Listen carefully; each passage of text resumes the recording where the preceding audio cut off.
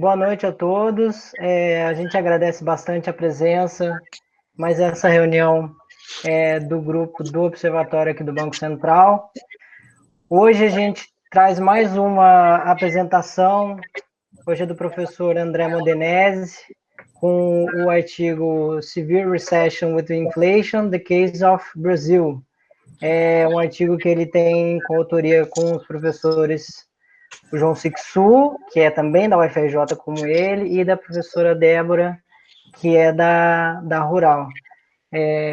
André, pode começar. Obrigado, Juliano. Obrigado a todos que estão nos assistindo também. A apresentação, na verdade, ela está seguindo o artigo. Então, vou rapidamente introduzir o tema, falar um pouco sobre o modelo do Fischer, que serve de base para a gente.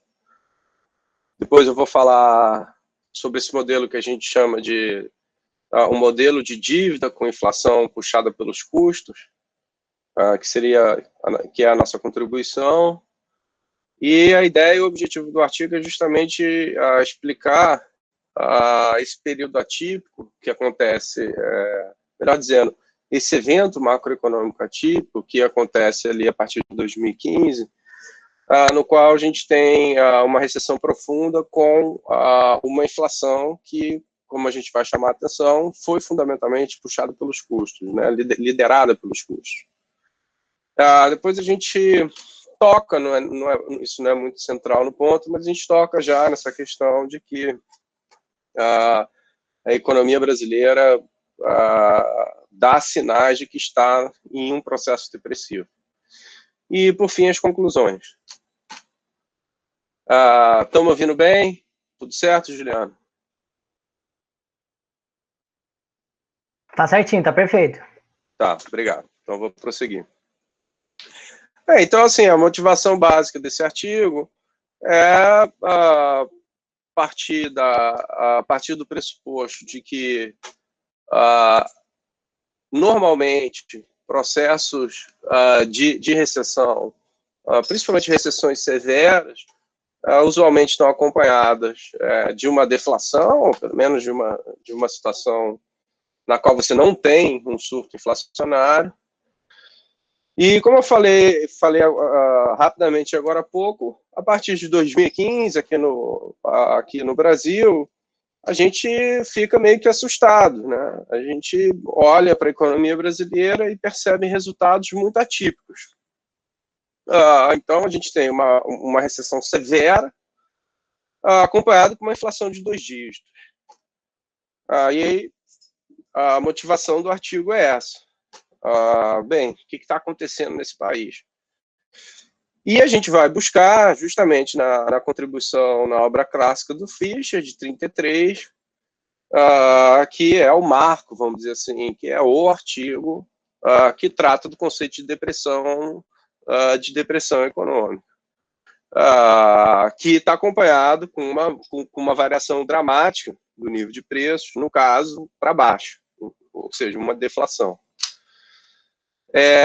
Então, a ideia básica é que a gente vai estar buscando, né, esses dois elementos centrais do modelo de Fischer, que é uma tradução meio literal, uma tradução livre, na verdade, problemas de endividamento e problemas de preço, né, distúrbios em relação ao endividamento das empresas e distúrbios nos preços, né? Esse que vai ser aí o norte para o nosso trabalho.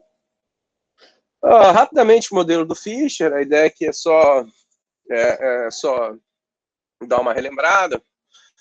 A contribuição, assim, muito resumidamente, do autor, é de que um excesso de endividamento está na origem do processo de deflação que marca aquele período ali dos anos 30, vamos dizer assim, né? Então ele está olhando, né, está tratando ali, está no calor dos acontecimentos, né, na pior fase da Grande Depressão dos anos 30, particularmente para a economia americana, né? De fato, entre 29 e 32, a coisa foi muito drástica lá, tanto em termos de queda do produto, quanto em termos de queda do nível geral de preços.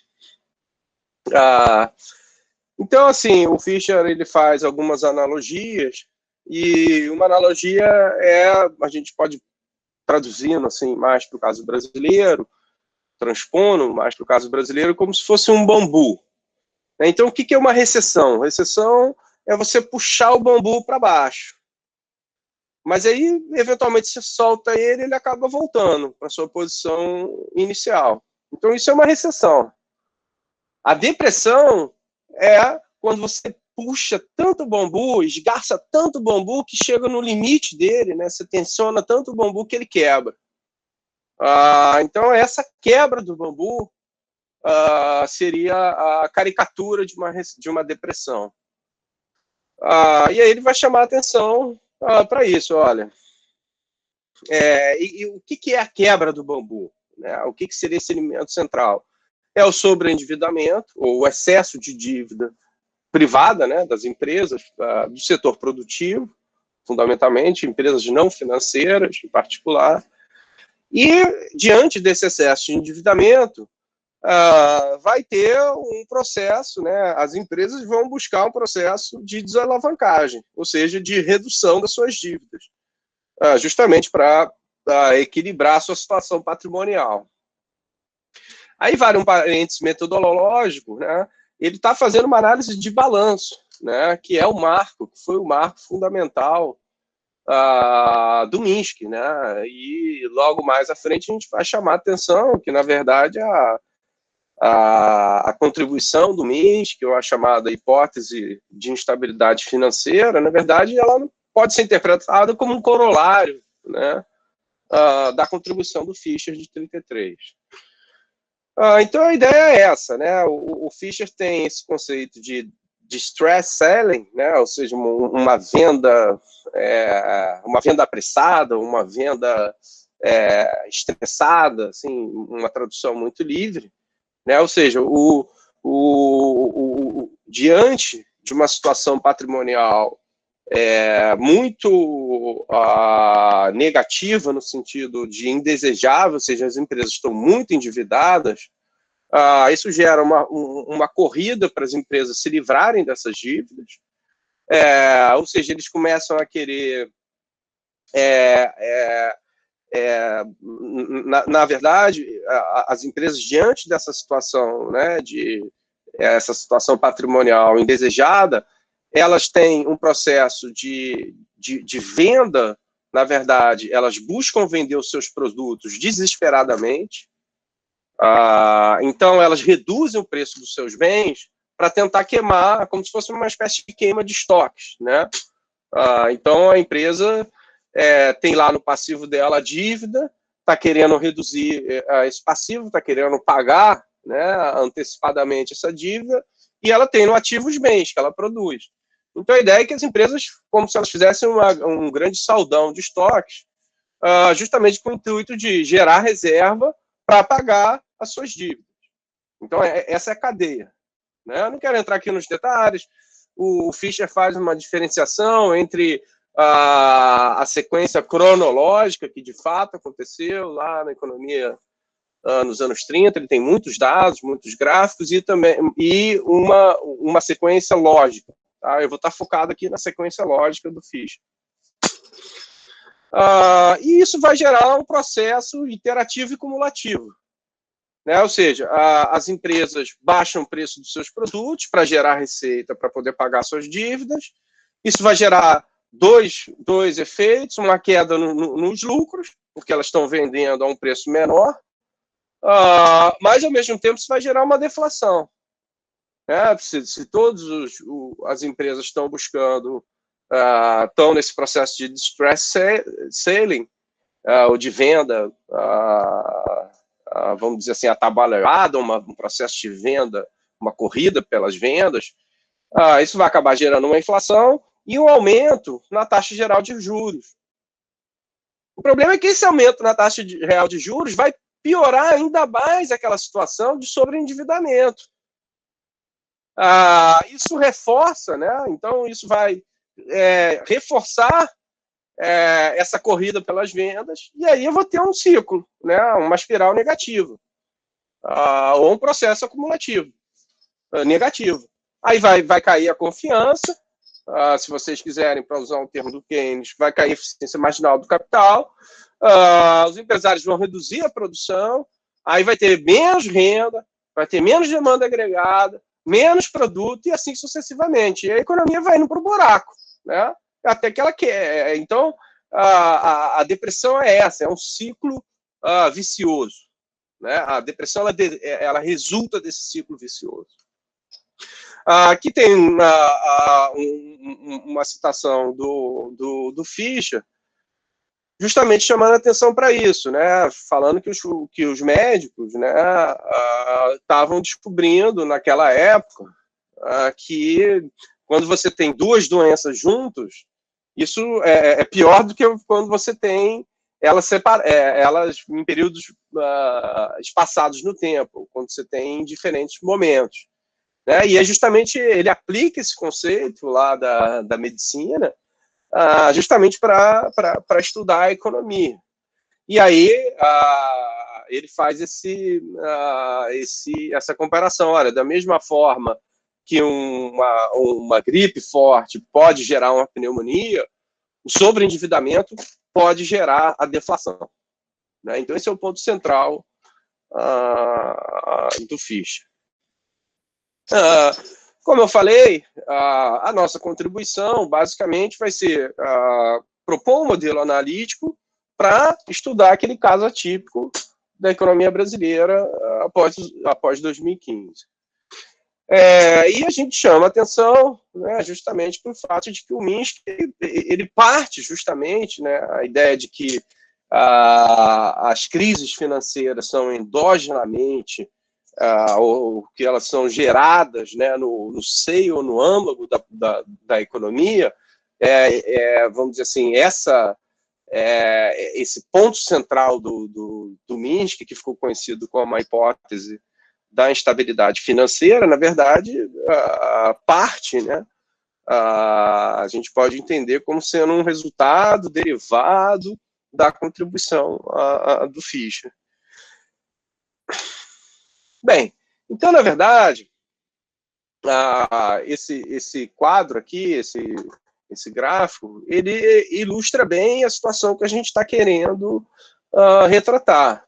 Ou seja, olha, no eixo vertical tem inflação, no eixo horizontal estou medindo o crescimento. Né? Então, como se fosse uma curva de Phillips, só que com crescimento.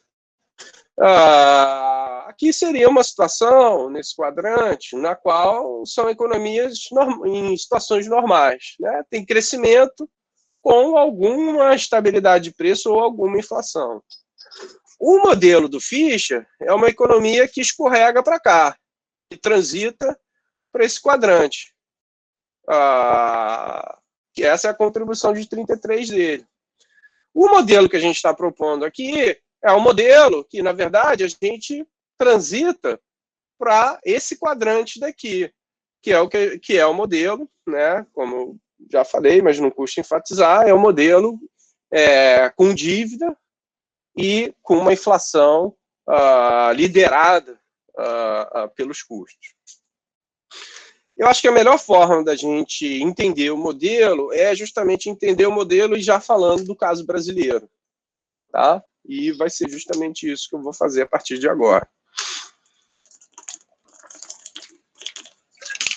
Então, na quarta seção do artigo, que é quando a gente faz a aplicação dessa nova abordagem para explicar esse fenômeno atípico da economia brasileira após os anos de 2015, a gente chama atenção, olha, as empresas, né, a gente olha para os dados, né, é um trabalho que mescla, né? Ele tem uma perna teórica e tem uma perna empírica, mas é uma perna empírica descritiva, não tem nenhuma econometria aqui. Então a gente olha, a gente parte de uma condição inicial que o Fischer chama atenção, que lá no modelo dele, ou seja, as empresas brasileiras ali estavam sobreendividadas, havia um excesso de endividamento, então ele chama de Big Bad Actors, né? Então um ator um ator maligno estava presente na economia brasileira nesse período. Porém, a gente tem uma novidade aqui, que foi um ajuste fiscal recessivo, uma contração fiscal, que vai gerar, por sua vez, dois fenômenos macroeconômicos. Primeiro, uma recessão, aí isso daí não é novidade, e aí a gente vai ter que explicar um pouco, vai gerar uma inflação, um aumento de preço. Então, nesse sentido, aqueles dois fatores, ou aqueles dois agentes malignos que o Fischer identifica, sobreendividamento e uma mudança drástica no nível de preço, eles vão estar presentes aqui, no caso da economia brasileira. Então, como eu falei, é razoável a gente, né, quando a gente olha para a economia brasileira, a economia já não estava na melhor fase, né, do ciclo macroeconômico. Aí vem o ajuste fiscal recessivo, aí, claro, aí aprofunda a recessão. Isso para a gente, nós aqui que somos pós-keynesianos, a gente não precisa gastar muito tempo explicando isso. A dúvida é, poxa, mas por que teve inflação? Teve inflação, aí é quando a gente descobre que teve inflação, quando a gente olha com uma lupa para o tipo de ajuste fiscal que foi feito. Foi feito um corte de gastos, mas, em particular, foram cortados subsídios de bens intermediários, de insumos. Basicamente, eletricidade e combustível. E aí vai ser justamente o efeito do corte de um subsídio é o aumento do preço desse, né, no caso desse insumo. Então, na verdade, o que aconteceu? Houve um aumento no preço dos insumos, né, que é uma causa típica de pressão inflacionária pelo lado dos custos. Então, na verdade, o que acontece? Se eu somo uma situação de recessão mais uma situação de aumento dos custos, em particular das não financeiras, né, porque a gente está falando de eletricidade, combustível, e eu acabei de me lembrar, perdão, gente, eu não botei aí, mas a gente teve um choque de taxa de juros também, e se a gente entender que a taxa de juros é um custo variável, no sentido de que os empresários tomam emprestado capital de giro, chamado crédito rotativo, né, tomam emprestado recursos junto ao sistema financeiro em geral e ao sistema bancário em particular para financiar a produção corrente. Então, na verdade, o governo ele deu um choque de preços, né, ele tirou o insumo de energia elétrica, tirou insumo de combustível e aumentou a taxa de juros. Então, ele gerou 3 choques de custo que acabaram sendo repassados para os preços. Mas vamos voltar aqui. Então, eu estou numa situação com recessão e com aumento dos custos, notadamente das firmas não financeiras. Em função da recessão, e esse ponto é um ponto bastante importante, porque toca com um projeto já, que é um projeto de longo prazo, que eu tenho desenvolvido, em particular com a Débora Pimentel, que está assistindo a gente aqui. A gente mostra que o repasse de choques, tanto de custos quanto de demanda, ele não é um fenômeno linear, em vários sentidos, né? E, em particular, os repasses inflacionários, sejam de choques de demanda agregada, sejam de choques nos custos, vai depender do nível de atividade econômica. É bastante razoável você supor isso, né? E, em particular, a gente pode supor que, diante de uma situação de recessão, as empresas vão ter uma maior dificuldade de repassar esse choque de custo para os preços. Então, a ideia é que eu tenho recessão, tenho aumento de custos, mas o problema é que esse aumento de custo ele não pode ser integralmente repassado para os preços. Né? Então, isso piora ainda mais a situação patrimonial das empresas. As empresas já estavam sobreendividadas, né? Elas têm o aumento dos custos, o que piora ainda mais o balanço das empresas, e aí vai gerar essa corrida pelas vendas, né? Nos termos do Fischer, um distress selling. E aí a gente entra naquela espiral negativa, aí cai a confiança, cai a produção, cai renda, cai demanda agregada, cai renda de novo, e assim sucessivamente. Então a gente entra, né, nesse processo cumulativo recessivo, que, na verdade, ao que tudo indica, e a gente estava escrevendo esse artigo, se não me falha a memória, o João e a Débora vão poder me corrigir, mas tem mais ou menos 2 anos, né? Acho que foi no início de 2019 que a gente começou a escrever esse artigo. 20 minutos, viu, André? Beleza. Eu já estou terminando. Obrigado. Então, esse gráfico aqui é um gráfico bastante interessante, no qual a gente compara a trajetória da economia norte-americana durante o período da crise. Então, aqui é 29, e aqui é o ano de 1932. Né? No eixo vertical, eu estou medindo a inflação, no eixo horizontal, a gente está medindo o crescimento real do PIB. A ideia, esse gráfico aqui, ele reproduz aquele gráfico anterior que a gente mostrou, que seria um gráfico teórico. Né? Então, a economia americana, olha só, ela segue bonitinha essa trajetória, que vai culminar com o processo de depressão, uma queda ali do PIB da ordem de 13% na economia americana, em 1932, com uma deflação da ordem de 10%. Tá? Então, esse aqui seria o caso canônico, né, de uma situação de depressão que serve, né, de base empírica, né, para o trabalho, para motivar e, como falei, o próprio Fischer ele dá muitos dados da economia norte-americana. A economia brasileira, ela segue uma trajetória totalmente atípica. Né? A gente estava, vamos pegar aqui, 2011, a gente tinha um crescimento aí da ordem de uns 4% e uma inflação de 7%. E quando a gente vai para 2015, a gente já está com 2015 ou 2016, né? A gente já está naquele quadrante que é um quadrante que a gente se assusta, né?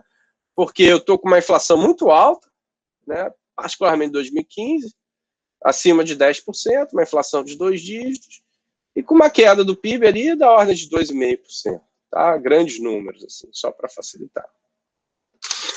E aí aqui eu trago só alguns dados, né, que corroboram a nossa análise, né, e aí não vou ficar perdendo muito tempo com análise de elevador, né, então esse aqui é um gráfico em que no eixo vertical a gente tem a Selic, no eixo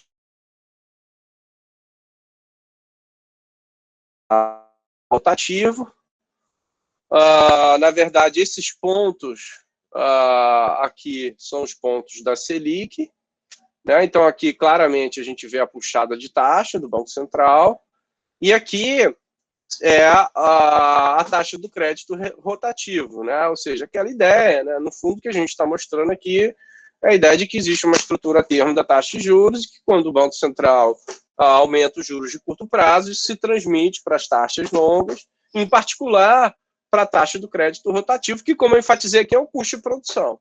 Né? Então, isso foi de cara logo, né? O primeiro custo de produção a se elevar. Aqui um outro gráfico que mostra, no eixo vertical, eu tenho vendas do varejo, na esquerda vendas do varejo, na direita, desemprego. Então a gente vê claramente aqui a economia brasileira estava numa situação bem confortável em termos de venda de varejo. A partir de 2015, a gente entra aí numa trajetória, uma queda quase que linear, né? Se fosse fazer um ajuste linear aqui, encaixaria muito bem, né? Então, uma queda muito forte nas vendas de varejo, acompanhada por aumento do desemprego, né? O desemprego explode, né? A gente sai de um desemprego de, sei lá, chutando aqui uns 4% para mais de 12%. Esse gráfico aqui é o gráfico que retrata muito bem essa deterioração da situação patrimonial das empresas. Aqui eu tenho pontilhado o preço de energia. A gente vê que a partir de 2015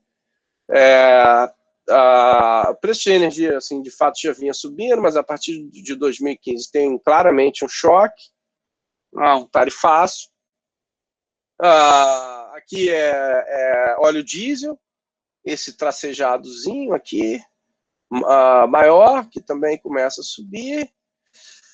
A taxa de juros, né, do crédito rotativo, que é essa linha.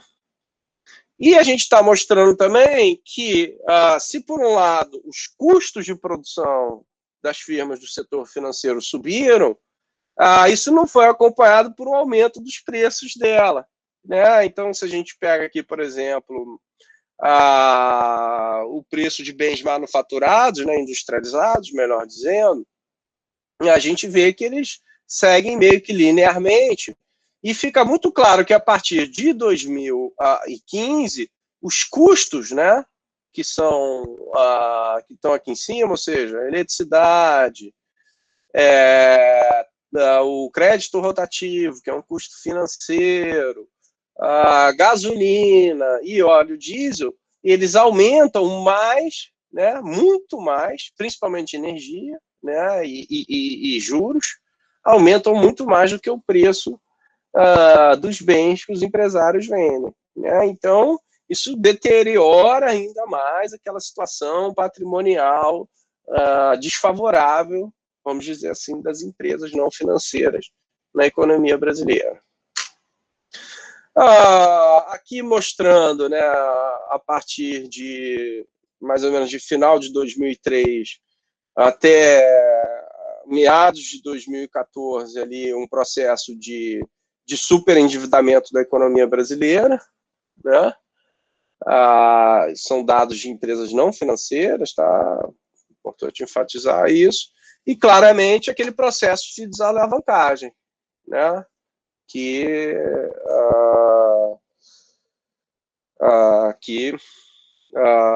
vai estar, né? Que é um dos elementos, mais uma vez, daquele ciclo vicioso que gera a quebra do bambu, né? Ou seja, que coloca a economia numa fase depressiva. Aqui uma outra forma de ver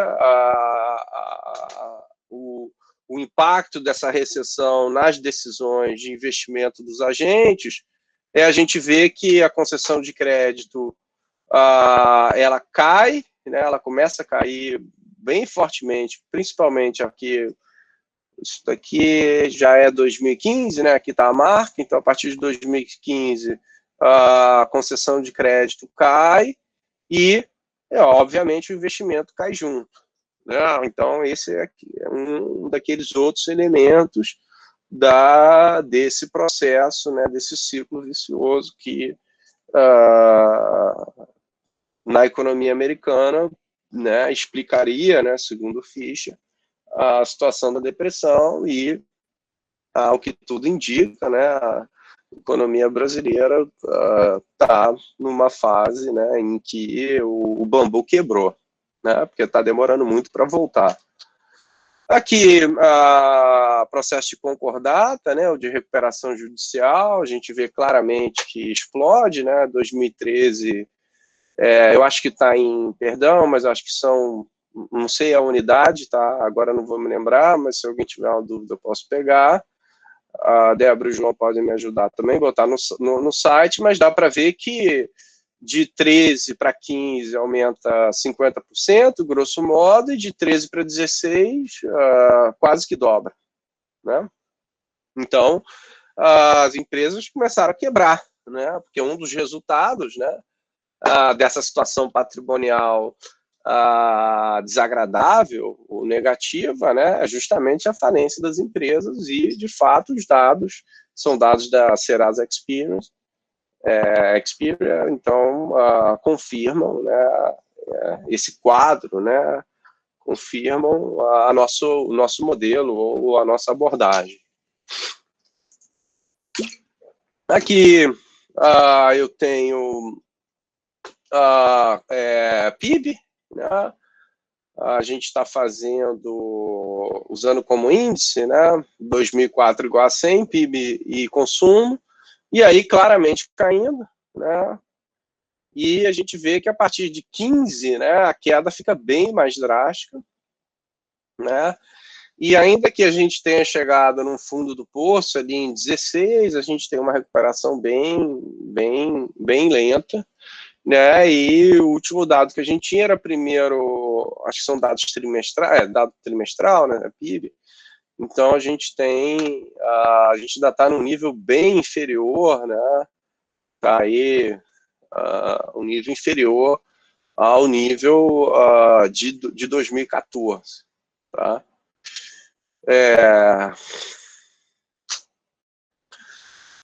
Gráfico 8, já estou terminando, tá, pessoal? Deixa eu dar uma olhada, dá licença aqui que está pipocando, acho que tem gente querendo entrar na sala. Tá, deixa eu permitir. Ih, tinha alguém querendo entrar, mas... Porque eu ouço aqui que tem um pessoal fora do ambiente e mas então alguém tentou entrar e já saiu. Desculpa, gente, já termino. Então, a ideia, né, partindo aí já para os finalmente, a ideia, né, que, ao que tudo indica, né, como eu falei, né, já lá há uns 2 anos atrás, a coisa já estava clara, né, que a economia brasileira estava, né, mostrava sinais de estar numa depressão, né, e uma citação aqui do Fischer, né, que uma depressão é uma situação na qual os negócios, né,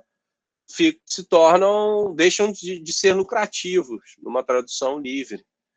E ele fala, olha, essa situação pode ser chamada, né, de uma situação de doença dos lucros, né,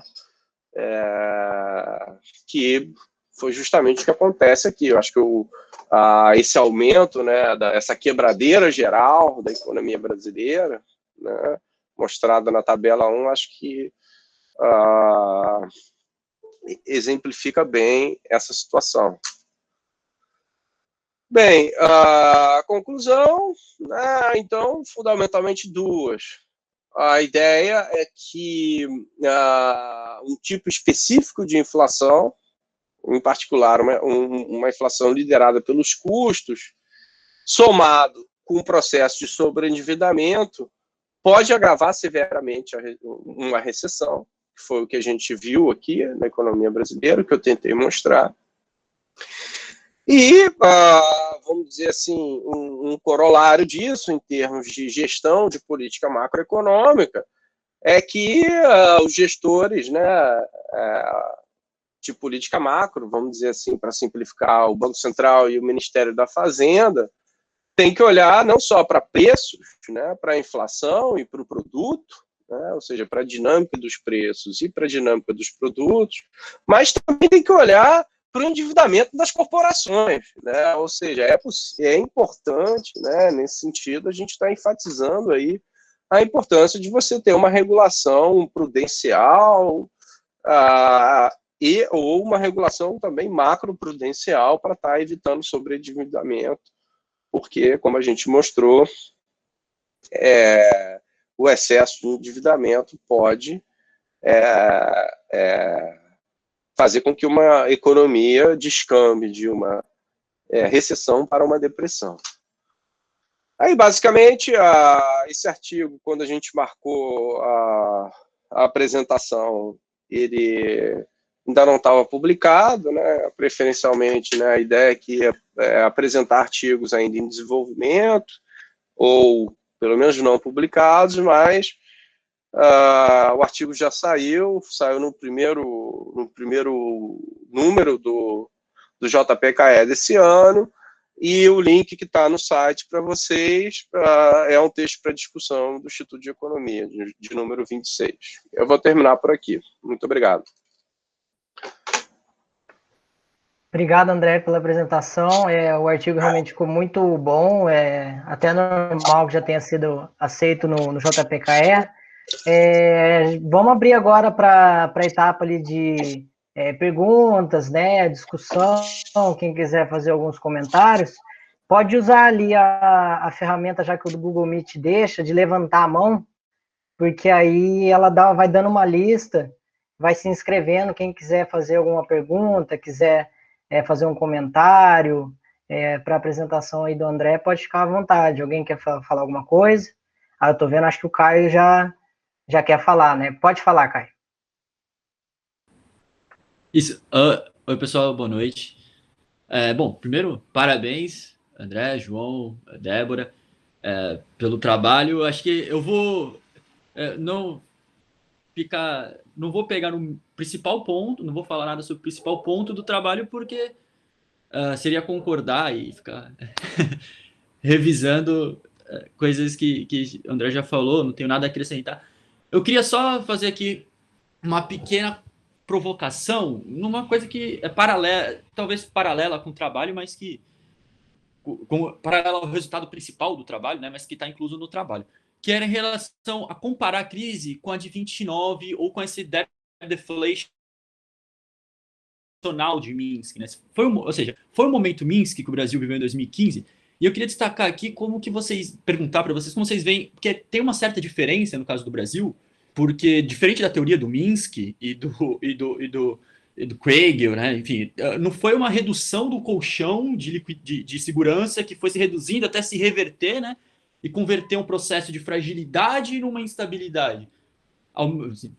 Acho que a nossa visão da época, enfim, boa parte da nossa análise da época ali foi de que foi uma crise autoprovocada, né?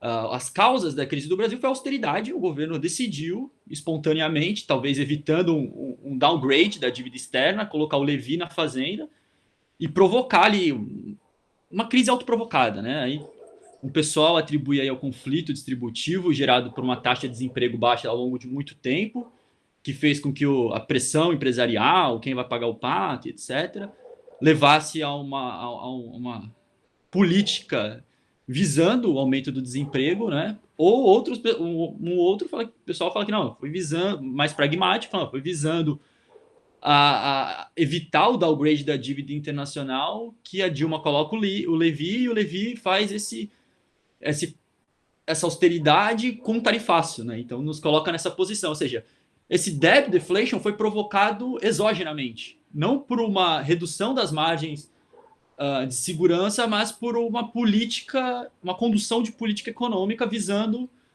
atingir esses resultados. Então teria uma diferença aí, né, entre o processo tradicional do Minsk e o processo que a gente viveu aqui no Brasil. Então,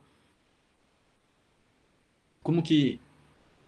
Enfim, deixa essa provocação aí em relação... Tá, Caio, obrigado pela pergunta. Bem, eu vou dar a minha opinião, e aí, naturalmente, se o João e a Débora quiserem, eles completam o que eles acharem necessário. Eu não sou especialista em Minsk, mas até onde eu sei, assim, como que eu interpreto a contribuição do Minsk? Olha, as crises são endogenamente geradas, tá? Esse é um resultado, né? Na verdade, os economistas não são muito precisos, né? Eles chamam isso de uma hipótese, mas isso é um resultado do modelo dele, né? Que, como a gente mostrou aqui, é derivado lá da contribuição do Minsk. Agora, o processo de desalavancagem do Minsk, tem alguém com o mic aberto aí. o processo de desalavancagem, que está lá no Minsk, ele tem um gatilho que é exógeno. Se você for lá no Minsk, até onde eu me lembro, tem um gatilho que é exógeno. Aí, então, assim, a resposta à sua pergunta é uma crise minskiana? Sim e não. É porque é endogenamente gerada.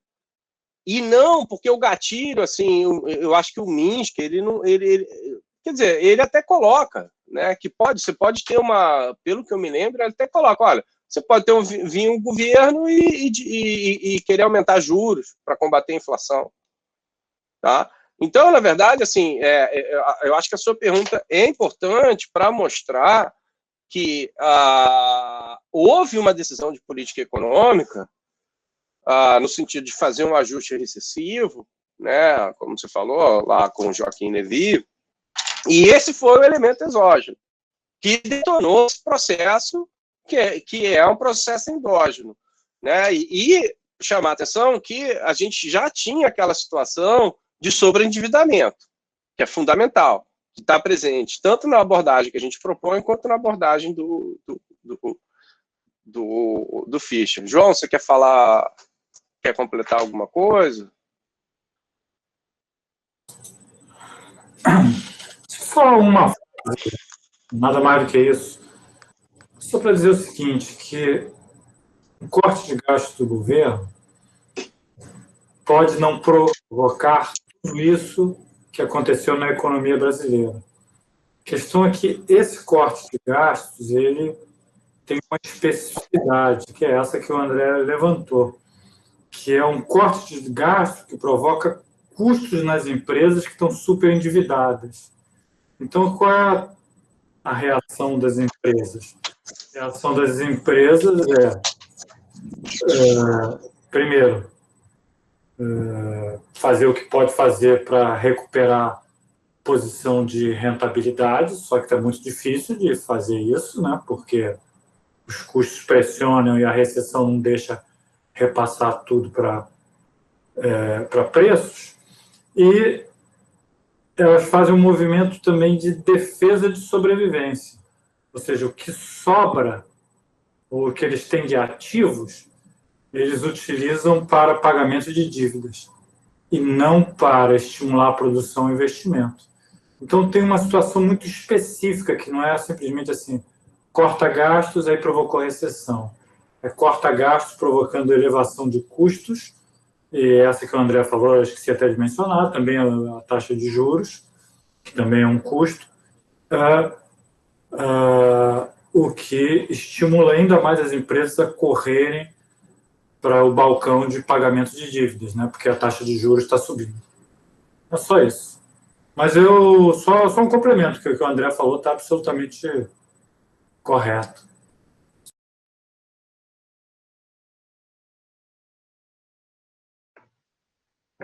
Beleza, eu acho que do Caio, acho que já perguntou, né? Não sei se ele quer falar mais alguma coisa.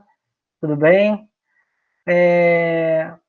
André, a Isabela, eu acho que ela quer fazer uma pergunta aqui para ti também. Ela está com a mão levantada aqui, eu acho que ela quer te fazer uma pergunta. Não sei se ela Fala, Isabela. Exato.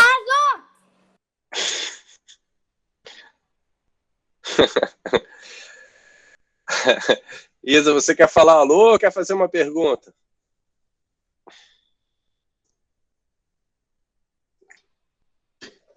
Bem, eu acho que a Isa já deu a contribuição dela. Obrigado, Isa. Ela queria mais dar um alô mesmo, né?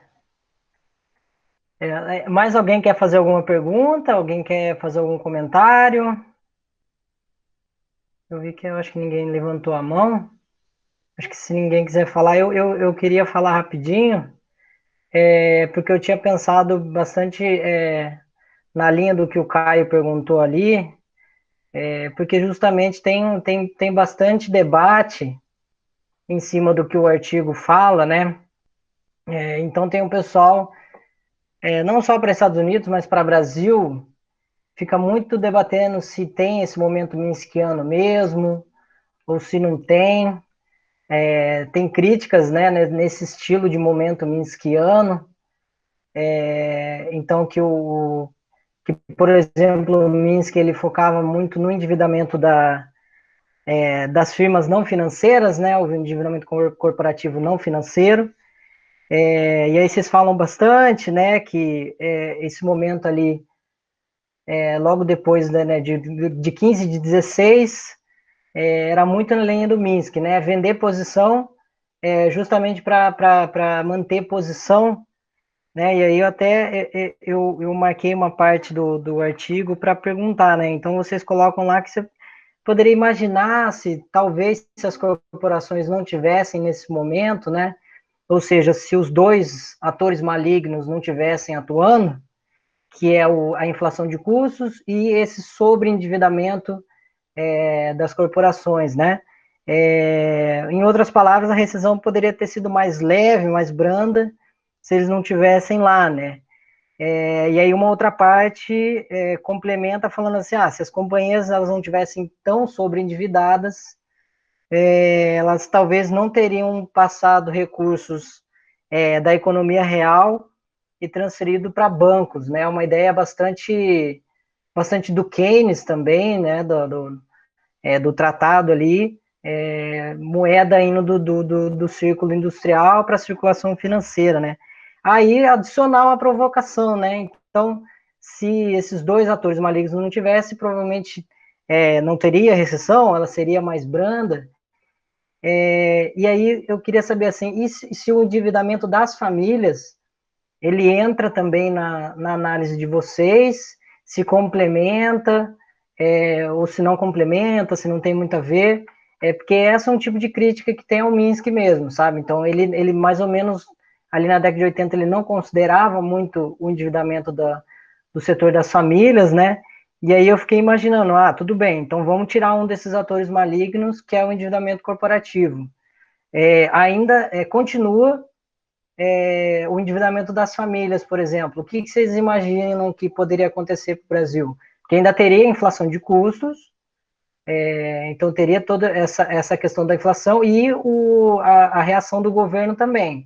Aí imaginando, talvez, não tendo o endividamento corporativo, mas tomando como verdade que as famílias ainda estão muito endividadas. O que poderia acontecer para o Brasil dentro dessa conjuntura assim, hipotética? O que vocês acham?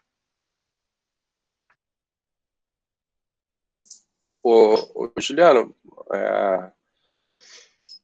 eu vou falar 2 pontos que eu acho relevantes, né?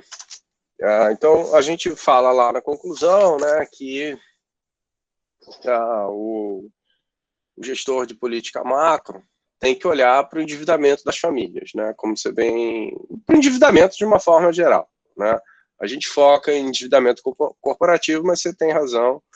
A gente também teve um processo de sobreendividamento das famílias que certamente agrava a situação. Depois o João fala um pouco mais a respeito e, eventualmente, se a Débora quiser também. O que eu queria chamar a atenção, né, é que, além dessa ideia, né, de que é importante ter regulação, que, na verdade, é justamente a antítese do que estava sendo feito antes da grande crise, né? Durante a grande crise foi o auge do período da chamada autorregulação, né? Que é a maior balela que você pode imaginar. Então, acho que aqui a gente reforça a importância de ter regulação financeira, acho que essa é uma conclusão relevante. E uma segunda conclusão relevante, que não está explícita no texto, não está escrita, mas está implícita, vamos dizer assim, está subliminar, que é uma crítica ao RMI, né? Porque o RMI ele foca justamente a inflação de demanda. E se você for ler lá, se eu não me engano, o relatório, o texto para discussão número 1 do Banco Central, que é do Verlang e outros, ele chama a atenção que, olha, os choques de oferta, né, os choques de custo, a gente só combate efeitos de segunda ordem. Ou seja, a gente só tenta evitar com que os choques de custos sejam repassados para preço. E o que a gente está mostrando aqui, não, olha, um choque de custos, ele, dependendo de quais custos ele estiver sendo combatido, ele pode gerar um problema muito grave, né? E principalmente, né, se for numa situação de sobreendividamento, né? Então, mais uma vez, aí, assim, em poucas palavras, estava tudo errado, né? A gente não tinha regulação direito e a gente tem uma estratégia de combate à inflação que, na minha opinião, é indesejável, porque é errada, né? Uma visão simplista, né? O RMI é uma visão simplista de um processo complexo, né? Ele parte de uma simplificação, né? No limite, a gente volta lá no Friedman, a inflação é sempre, em qualquer lugar, um fenômeno monetário, você reduz, né, a complexidade da inflação e, portanto, você tem uma proposta simplista, que é o RMI. E se você traz à tona uma visão estruturalista da inflação, né, que vai privilegiar justamente as pressões inflacionárias pelo lado dos custos, né, fica claro que esse negócio não vai funcionar e o que a gente está mostrando aqui é que realmente não deu certo, né. João, tem alguma coisa para completar em relação ao endividamento das famílias? Ou...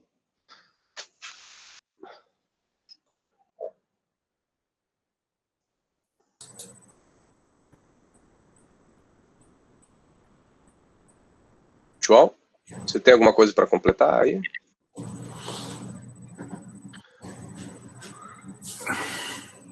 Acho que eu vou falar só também mais uma frase. Não, é que a gente, na verdade, não focou no balanço de todos os agentes da economia, né? A gente focou nas empresas. E aí eu acho que queria repetir até uma coisa que eu disse. A economia brasileira ela vem desacelerando desde 2011. O que a gente está mostrando aqui é um caso muito particular de 2015, tal como o André falou. O caso de 2015 a economia vem desacelerando até 2014, de 2011 até 2014, entra numa recessão em 2015 com inflação, que é totalmente atípico isso. Agora, a questão a se pensar é como é que acelera a entrada nessa recessão em 2015, né? Lembra-se que o Levy entrou em janeiro. E rapidamente a economia mergulhou nessa recessão. Olha, eu não conheço nenhum ministro que tenha conseguido tal, vamos dizer assim, evento tão extraordinário. Mas ele só conseguiu não é porque ele cortou gastos de investimento, cortou gasto da saúde, cortou gasto da educação. Não é isso. O que faz ele ter esse efeito tão negativo sobre a economia é exatamente as pré-condições lá do Fischer, conforme o André falou. Agora, o que isso tem a ver com a ideia que vocês estão levantando tanto do Minsk? Tem uma parte que é do sobreendividamento, que tem a ver com o Minsk. Mas, na verdade, essa ideia do sobreendividamento do Minsk não é do Minsk, é do Fischer, e o Minsk é que diz isso. O Minsk diz, olha, eu estou copiando do Fischer. Eu não estou inventando nada. Então, tem essa ideia do sobreendividamento. Lá atrás, o que o André mencionou? Existem as empresas que querem vender para poder... Então, fazem deflação, vão vendendo a qualquer preço para poder fazer renda para pagar a dívida. Aqui aconteceu a mesma coisa, queimaram ativos, fizeram o que podiam para também pagar dívidas, tanto que o endividamento das empresas a partir de 2015 cai drasticamente, um dos gráficos que o André mostrou. Então, tem uma continuidade aí de Fischer-Minsk do endividamento.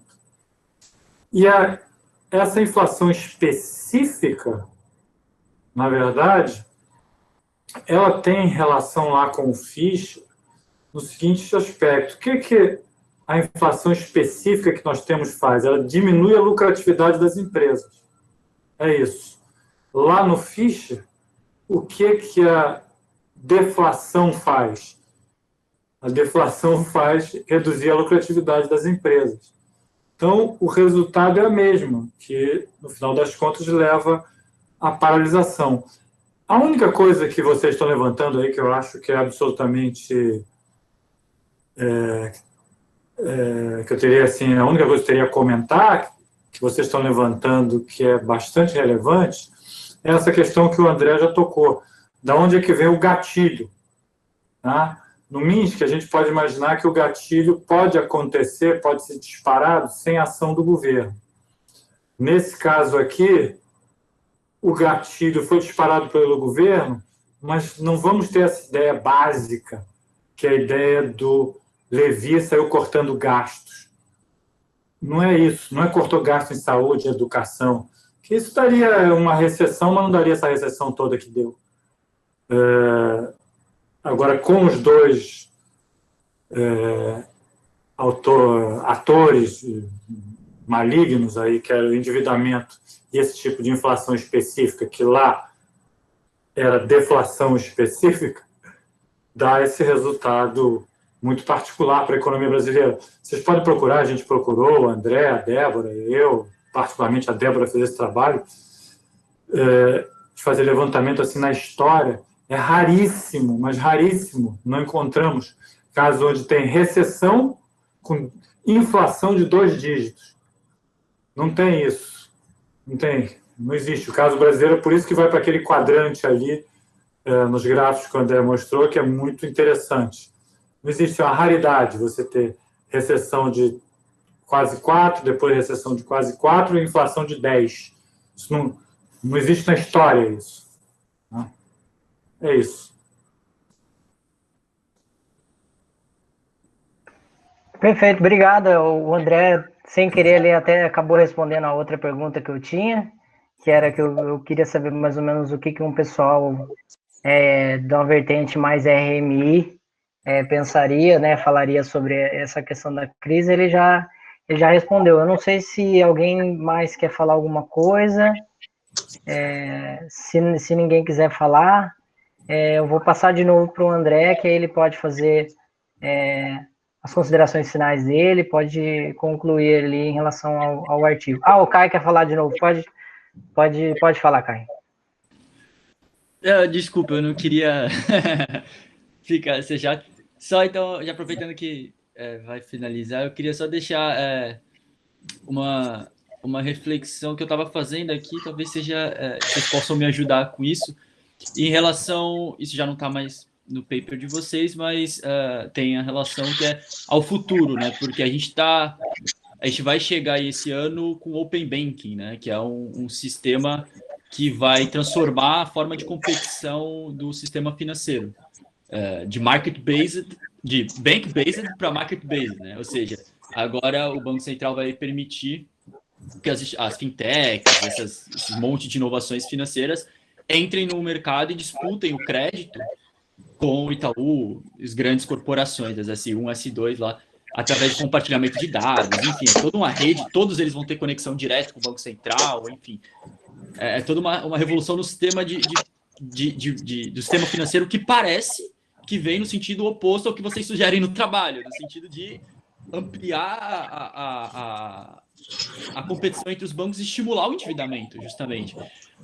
Então, pensar um pouco assim, tudo bem que agora o sistema já, nos termos de Minsk, ele já está voltando, né, a desalavancagem por conta dessa deflation, etc.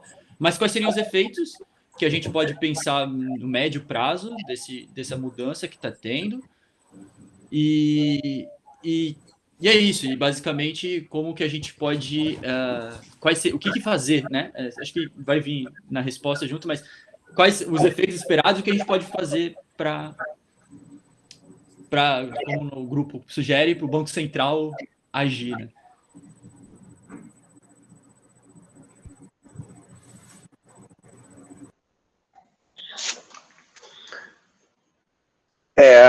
Olha, eu confesso que o Open Bank eu não estou acompanhando tão de perto, apesar de ter muito interesse, né? Mas o que eu posso falar de antemão é que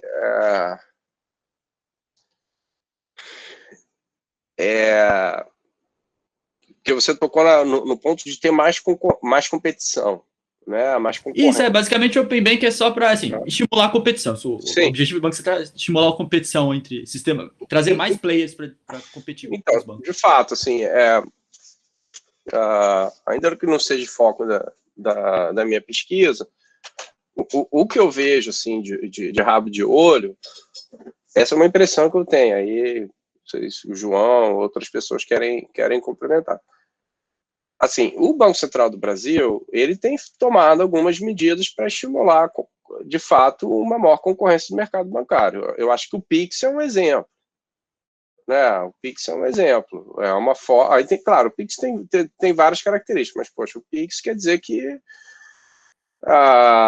assim, está tirando receita dos bancos, né? Assim, um dos fatores assim, que chamam a atenção, vamos dizer assim, uma anomalia da economia brasileira, do sistema bancário brasileiro, é o alto peso das receitas de tarifas na receita total dos bancos, né? E o Pix visa acabar com isso, né? Então, aqueles 5 grandes bancos, né? Todo mundo sabe, né? Você tem 5 grandes bancos que monopolizam, né? Oligopolizam o sistema. Dependendo do mercado relevante, você tem de 75% a 80%, 90% dos ativos que você está olhando, né? Mercado relevante / ativos, né? Você está olhando. Os bancos digitais, né? Até onde eu saiba, o Banco Central do Brasil está estimulando o banco digital também. E eu entendo também que Open Banking vai nesse sentido. Agora, realmente preocupa, né, o quanto que isso vai ser regulado, né? Então, eu acho que, e aí para fazer o gancho para o nosso artigo, né? O nosso artigo está chamando a atenção para isso. Olha, tem que ter regulação, tem que olhar para o grau de endividamento das empresas, né, em particular, como o João chamou a atenção, mas tem que olhar, tem que ter uma regulação, vamos dizer assim, microprudencial e macroprudencial também. Então, eu acho que todo esse movimento, né, de ter mais concorrência, né, no setor bancário brasileiro, ele tem que ser acompanhado por mais supervisão bancária, por mais regulação financeira, de uma forma geral. João, quer falar alguma coisa? Não sobre isso. Sobre isso, tudo ok. Fica à vontade.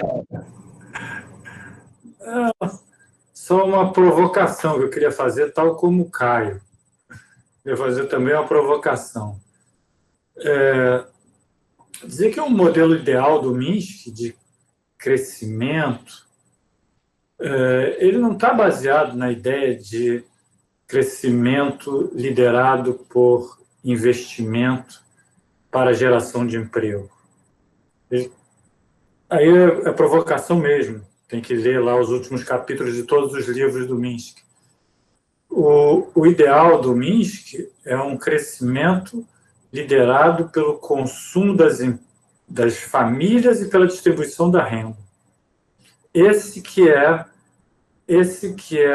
a trajetória de crescimento que ele considera que pode ser estável, diferentemente de uma trajetória de crescimento baseada no investimento. Mas é só uma provocação que não tem nada a ver com o artigo e para reflexão, porque a gente pensa muito assim nessa ideia do investimento, e a gente tem que olhar lá, talvez, outras possibilidades de ser consumo e distribuição de renda das famílias liderando um processo de crescimento, ou, na verdade, de estabilização do ciclo econômico, e não só essa ideia que é chamada de keynesiana, né? De o investimento liderando o ciclo. Só provocação.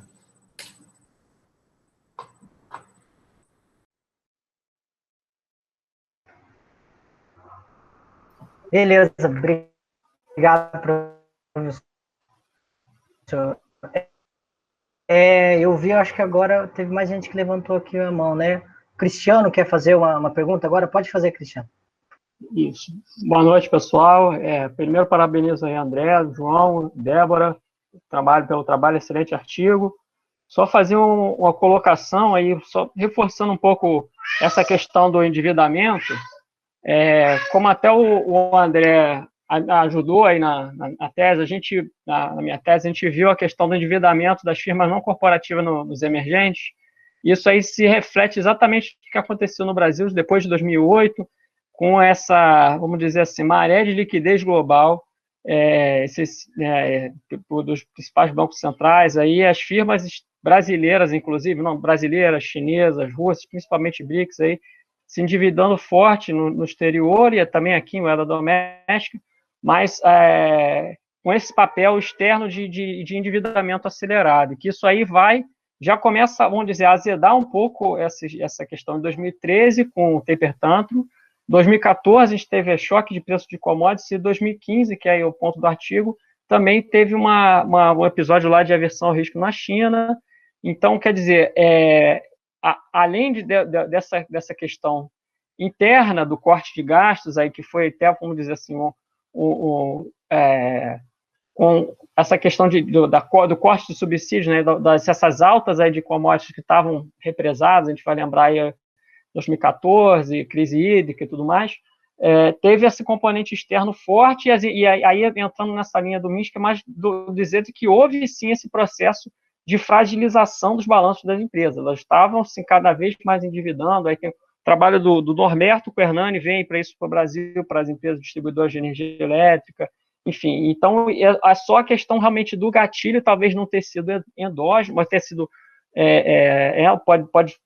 tem variados fatores, pode ser esse choque de austeridade, enfim, mas isso aí realmente aconteceu, mas só lembrar também esse componente externo importante aí que fragilizou o balanço das firmas, né? Então teve esse componente, sim, mas a colocação basicamente era isso aí.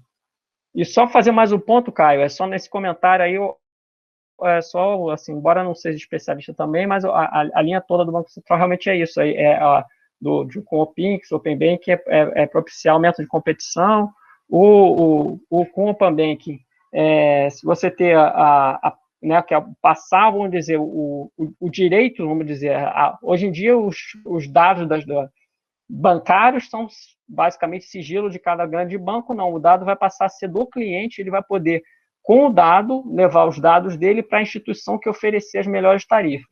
E isso vai ser feito gradualmente, ao longo desse ano, até o final do ano, se adaptando à regulação e abrindo passo a passo aos pontos em que o cliente possa ter, assim, de posse de sabendo já, e que agora está começando ainda na primeira fase, até o final do ano, quando tiver disponibilizadas todas as informações, ele vai poder olhar se é o banco grande, o banco menor, quem seja, estiver oferecendo a melhor tarifa, o melhor serviço, ele vai poder disponibilizar os dados e usufruir daquele serviço. Então, sim, apesar de todas essas deficiências que a gente já conhece, as recorrentes estão se tentando melhorar não só a regulação, mas a concorrência no sistema.